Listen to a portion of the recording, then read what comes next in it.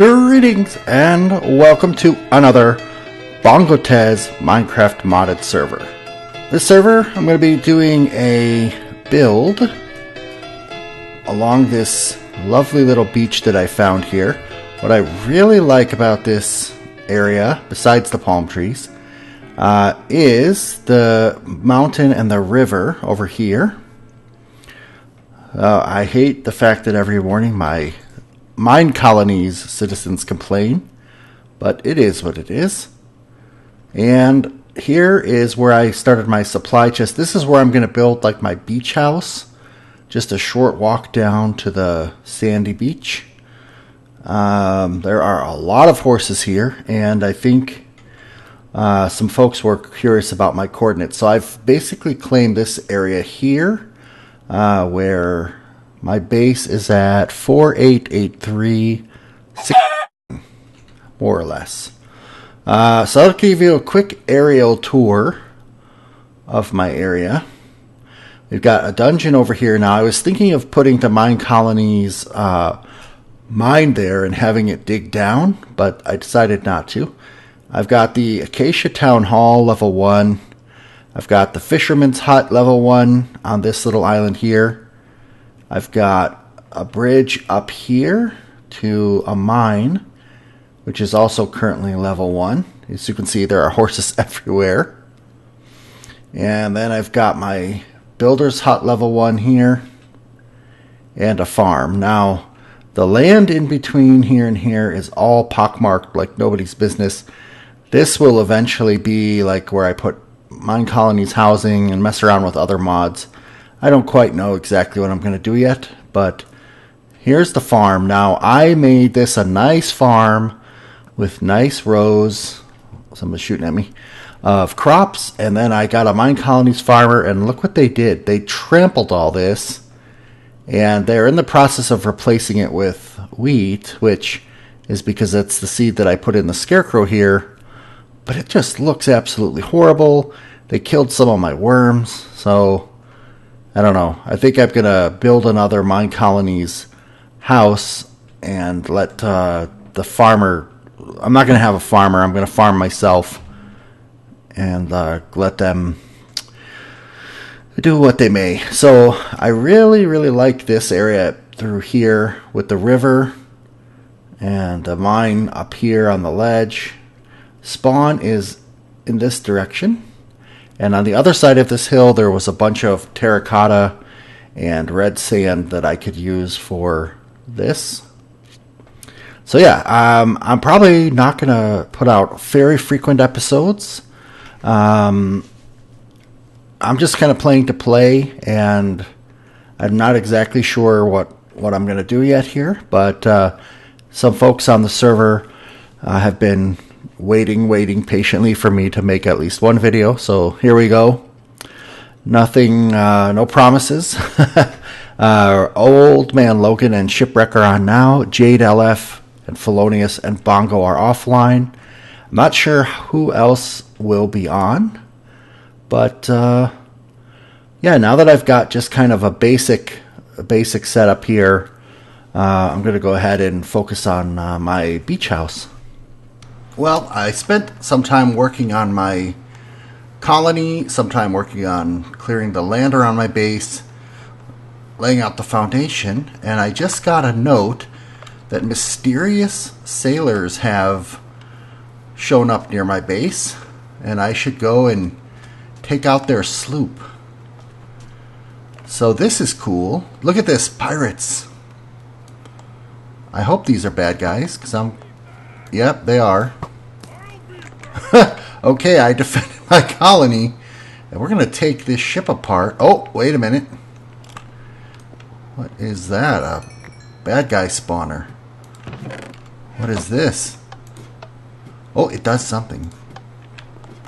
What does it do? There's another guy. How do I get this guy? Where is he? Where is he? There he is. I'll be back. That looked like fun. Okay, well, I've defended my colony now from barbarians, and pirates. Now I was thinking to myself, I need to collect all this wood and not let any of this go to waste. Then I remembered, wait, why am I even bothering to do that? Because I have an unlimited source of wood back at my camp. Thanks to Fellonius, who taught me about these hopping bonsai pots. That is correct. You see a spruce tree growing in this pot before your very eyes. And once it reaches its maximum size, it will actually disappear, and leaves, sticks, tree logs, planks, whatever, will fall down into the pot. So I've got my spruce, I've got my oak, my birch, my dark oak, my jungle, and my acacia. It doesn't seem to work with all of the modded trees, but it works with all the normal trees. So I've got an unlimited supply of woods. And then, of course, thanks to my, what do you call those purple things? Flax. I got an unlimited supply of string, which means wool. So really, nothing from that pirate ship was of use. Well, I guess while I am here, okay, let's show you around what I've built while I was off camera. So I think I showed you the farm and the field. I turned off the farmer because she was so annoying. I made a restaurant because my folks were always saying that they're hungry, and a delivery person. Delivery shack is back here. It's just a very simple little thing. It's fine. And I've got citizen housing here and here. And then I flattened all this out. I've got some plans of what this is going to look like leading over to my base, which I haven't made a ton of progress on. I think I upgraded my builder shack to level 2 or 3 dwarven. I wish it had a roof, but it looks pretty cool. I upgraded this housing. I don't think I showed you this housing. Upgraded my town hall. Upgraded my mine back there. Not going to walk all the way there. And then I built another housing here. And I'm in the process of upgrading the fishing shack back here, which is a sort of a source of food. It hasn't been a very good source of food. It seems to be glitched out. There's a bobber there, and my fisherman's way over here. You're like a trick fisherman. Let's see if there's any. Yeah, there's not much here. A lot of raw fish. Where I got my pirate spawner. Actually, I can leave this stuff in here, and the delivery man should come and take it and put it in the barn, or I should say in the warehouse, which I don't think I showed you. Heck, let's put that in there even. Why not? And let's check your inventory. Do you have any good stuff? Zombie brains and puffer fish. I'll let you keep those as souvenirs of your fishing troubles. And just a little bit north of my base, I have a really cool feature that I've never seen in any other survival map. It is an ocean monument, although it's not like any other ocean monument you've perhaps ever seen, because it's only the top sticking up out of the seabed floor. So there's no like massive elder guardians or anything. I was able to go in here and pretty quickly find what I need in terms of the sponges, the diamond block, the gold block, and I've installed a series of doors down to what I like to call my hunting grounds. So here I'm in the underwater ocean monument, and if there are any unlucky guardians, I can pretty quickly block their blasts with these doors, and then as they're swimming up above, I can kind of knock them down out of the sky and hunt them. So there's not any right now, but Okay, so this is the interior framing of my house. Now, I'm envisioning it to be from about here all the way to about here, I would say, which is pretty big for a house. So for now, I'm just going to make it this size, and I may expand it, but I want to show you what I'm doing over here, which is making a living wall. And this is all going to be, if you can imagine, glass on this first floor on this side, around here. So it's going to be like alternating panels. And then this up here is going to be open, like an open patio facing out towards the beach. And then on this side over here, this is going to be an open patio down here in this corner. This is going to be something. This will be open. And then that up there will be glass. So it'll kind of be like the opposite on both sides. And then I'm not exactly sure yet what the back side is going to look like facing, you know, this way. But I basically want to get it to the point where there's a patio back here with like a pool area, and then steps down to this common area, which it won't be a perfect rectangle. It'll be probably something like rounded, sort of like a half wave, like this way, and then rounded out, and then to here, and then this will be flattened, and then this will have some decorative stuff, which I'll show you at a later time. But for now, what I need to do is fill in, and I think this is all going to be living wall over here to the corner. But for now, I need to fill in this part of the living wall. So let's go ahead and make myself a way up here, and I'll just kind of show you what I'm doing. I've got spruce, jungle, and oak leaves, or dark oak leaves. And I'm just sort of randomly peppering them in so that it looks somewhat random, knowing that I don't have a ton of jungle leaves on me, but I can go and get some more in a bit from those bonsai hopping bonsai things. And let's make sure I don't fall off the back. And random says that you need a few like clumps. So I'm doing a little bit of clumping. I think I'm going to leave the corner block empty. I'll have to see how that looks from down below. And then we'll finish this. Yeah, looks good. Looks really good. I'm not sure about this. I actually think I might, now that I look at it again, I might replace the jungle leaves with the spruce leaves so that this shape pops out a little bit more. Alright, so there is a much better contrast for the sprout on the living wall. And then I finished this outdoor patio here. I'm thinking whether or not I will put a single pole here, kind of holding that up. We'll see.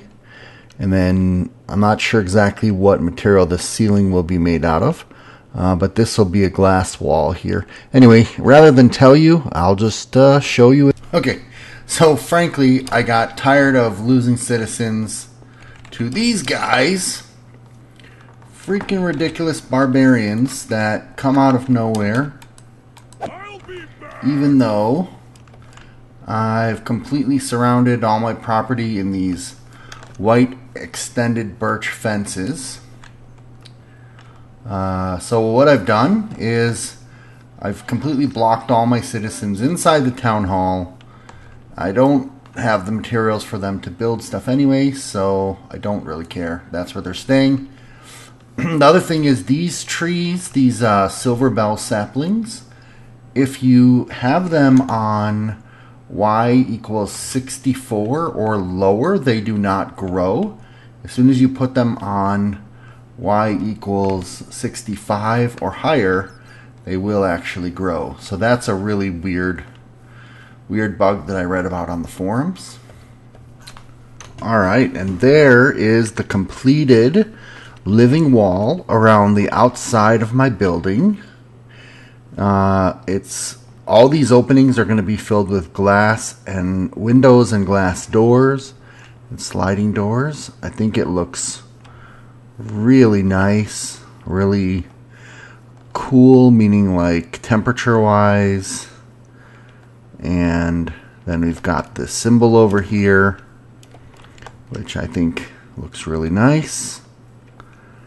And then again around this side. So now that I've got the exterior pretty much done, I haven't done the landscaping yet, of course, or obviously, but I need to do the glassing, and then I'll do the interiors and the roof, and then, yeah, very cool. I like it a whole lot. Alright, that is the completely finished structure. We're going to do a quick circle around it, and then we'll take a peek inside. So we've got the living wall with the sprout symbol on this side. We've got the downstairs porch, and the upstairs has got the glassed in, a lot of light coming into the building. We've got a randomized wall on this side. Now I haven't finished the lawn yet, but that's okay, that'll come, and I haven't decorated the inside. This is a big, large open room, which you'll see after I finish crashing into a tree. Which, here is the front entrance. I'll show you that in a minute. And this is the other part of the living wall. And then around on this side, back to the porch. We're going to go ahead in for a landing here. So this is where I'm going to be parking my airship from now on, up here. I've got two sets of sliding doors. These are Mr. Crayfish furniture. Now, one thing I'm a little bit disappointed is that these will not open and close with pressure plates. Then I've got one privacy room back here. This is probably where I'm going to put all my furnaces, my chests, and all that stuff, I think, because it's the only room that actually isn't just open to the outside view. Here's the front. Again, a large open room. Probably up here we'll put some private seating. We've got a double stairway, so you can go up either side to this landing. And we've got these awesome railings in here. Here's the back entrance. If I want to go out to this little patio, maybe cook a little barbecue grill. I've got a great view of the beach from here.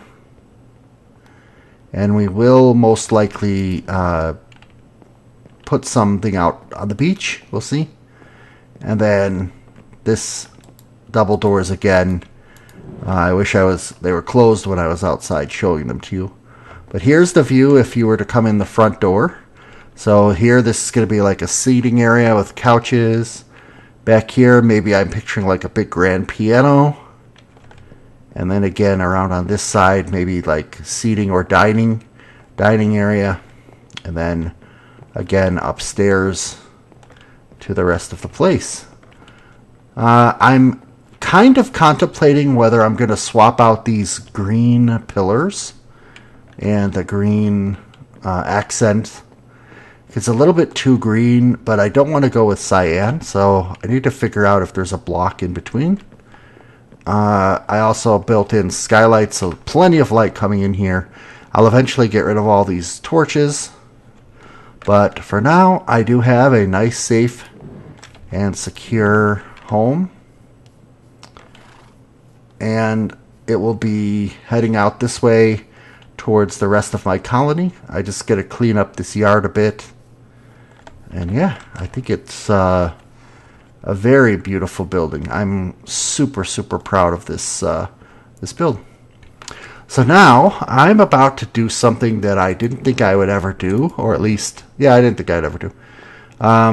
So if this is my last video ever, then you know why. If not, I'll be right back with another episode from Bongotezz's server. But I am going to now try to upgrade my computer from Windows 7 to Windows 10. And the reason that I'm doing that is because I have 32 gig of RAM, but Windows 7 is only allowing me to access 16 gig. And so I'd like to kind of be able to play this huge mod pack with lots of stuff on it and not have to worry about crashing randomly, be able to like have fraps open and other things. And who knows, maybe on Windows 10 things will work smoother and I won't even use fraps anymore. I'm not sure. But I'm going to try it. I'm going to try the upgrade. And let's line ourselves up here for some sort of a good camera angle. I guess that's it for now. Enough said. And talk to you next time.